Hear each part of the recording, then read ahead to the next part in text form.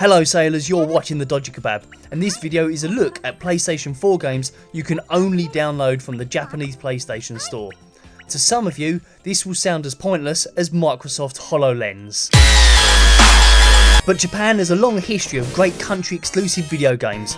Let's take a look at game number 1, which is called Galgun Double Piece, or Galgun Double Piece if you really must have the English name. I used the PlayStation 4's built-in video recording features to capture the footage, so that means we all have to put up with this watermark during the game. So, we're greeted by a title screen with the main girls and, well, whatever the fuck this is. Then we're led into a customization menu with different options, which do absolutely nothing at all. When you see the game in a few seconds, you'll see that this might do something, but clothes, agility, and definitely not intellect, they have no bearing on this video game whatsoever. And the game starts now. So this girl starts talking to you. Then this girl starts talking with a change of music. This is followed up by the arrival of a girl with a mask on the side of her head. I'm pretty sure no school in Japan is authorising this as part of the school uniform. The other girl runs off, possibly to check up on the dress code. The masked girl suddenly disappears and no one is left, so fuck knows where that first girl went. The next screen shows a mysterious girl on the top of a building checking her phone. Sorry love, this is no time for Twitter. She casts a ball of light and now she has guns.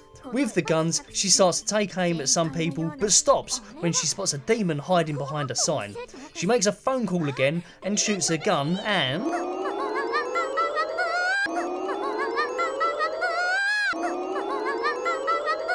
This dude, who I'm guessing you play as, gets shot by these love guns, then the chicks talk to you. What the fuck was all that about? This game is so mental. There are retards holding fundraisers for this shit. My guess is that this bird is some sort of anime Cupid, and her guns work like Cupid's bow and arrow. The person that you control now has these powers. You worked all that out by yourself? You're a lot smarter than you look. Well, I've already played the game, so I know what's coming next. And what's that? This.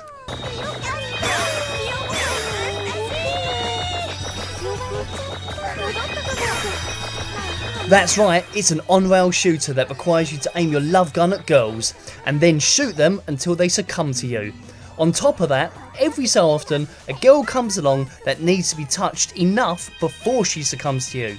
Now, for some reason, the built-in PS4 recorder blacks out this section, but I've borrowed some footage from a Japanese YouTuber called Gamer Rin to show this part. Either way, this section is rather tame compared to later sections of the game, which would send certain areas of the internet to go into nuclear meltdown. Right, enough of this, let's move on to the game called JoJo's Bizarre Adventure Eyes of Heaven. This game has a very strangely placed watermark when using the PS4 built-in PVR. It places it over the in-game map, so it doesn't really get in the way. Back to the game itself, and it does one thing correct right away. That's playing the sounds from the controller, like here when you select a character to play with. I don't know why I like this so much, but I do. On from this, you are given inconceivable instructions while you wait for the most milked loading time I've ever seen on a console. Although this does give you time to grasp the fact that this is a partner-based fighting game. What sort of fighting game? The worst sort, a spectacle fighting game. You are in an arena where you and your partner run around and mash buttons to produce what looks like an impressive beat 'em up action game. Once you've mashed enough buttons in many different ways, you'll discover this move.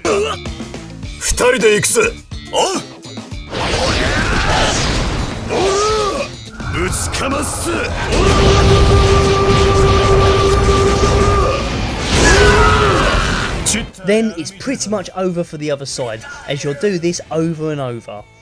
Once you've spanned your way through the battle, the game offers you another fight, but this time it's in a posh mansion that during the fight turns into an inferno. This game is just not fun. I admit the footage makes it look great, but trust me, it's a big dog turd in a shiny presentation box. Next, we have a game by Square Enix. You know, the guys that keep finding new and ingenious ways to fuck up the Final Fantasy series. Well, they have made this game, Dragon Quest Builders. Dragon Quest is a long, great running RPG series that the Japanese go totally mental for. So mental that they even built a Dragon Quest themed pub in Tokyo. Anyway, so this is Dragon Quest Builders, and just from the title screen, I'm getting Minecraft vibes from this. So let's see what this is about. So we collect some, well, I don't know what they are. I can use them on what seems to be a crafting table. Now I've been given a stick. And what do I do with the stick? Of course, I smash blocks so I can collect their component pieces. This has borrowed a few ideas from Minecraft, I think it's safe to say. Now I'm placing the block. Now another. Oh, and it looks like I've escaped the dungeon. What does the world look like? Well, yep, it does look quite a bit like Minecraft too. One thing for sure though, attacking the mobs is a lot easier than Minecraft. So I'll make my way to where the game clearly wants me to go. Right, I'm guessing this is my new home then. Again, there is no escaping the fact that this looks very much like Minecraft. Although this woman here, she looks like she wants me to do something. Something to do in my house. I'm guessing she wants me to fill the holes in the walls. Yep. So, quest complete. Now back to the crafting table to make some more stuff. Oh, come on! This is just a Japanese flavour of Minecraft with Dragon Quest slapped on it. This is such a shameless rip-off, it frankly astounds me that Microsoft have not set their lies onto Square Enix. Nostarius makes a non-profit community version of vanilla World of Warcraft which doesn't compete at all with a retail version, and Blizzard loses its fucking mind. Square Enix copy-paste Minecraft, then start actually selling the damn game on the PlayStation 4, and Microsoft's like, nah, whatever. It's unbelievable! Next. The final game in this video, when written, is this. I wasn't 100% on what that said, so I found the official website to get some answers. I found that this game is called Love Revenge, but I also found this. Then I found this. So I immediately downloaded the free version and started playing. So this is Love Revenge, and all the girls have massive bangers. The game plays very much like this. People come on the screen and talk. Then after a while, they go away again. This is what is known as a dating simulator. Although, my understanding was that you were given choices every so often, so the storyline could branch out in different ways. But not here, there are no choices given, and this is all you do.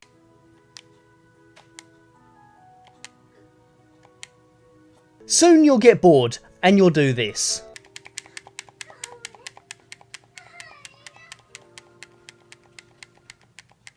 This continued for so long, I started playing like this. I played for ages, but I never got to the point where you play like this. Just endless text, never-ending people popping up only to disappear soon after, and incomprehensible dialogue. This is all I saw. I know this video doesn't quite put Japanese PS4 games in a really positive light, but don't worry, I'm sure there are much better games than this that I've just not seen yet.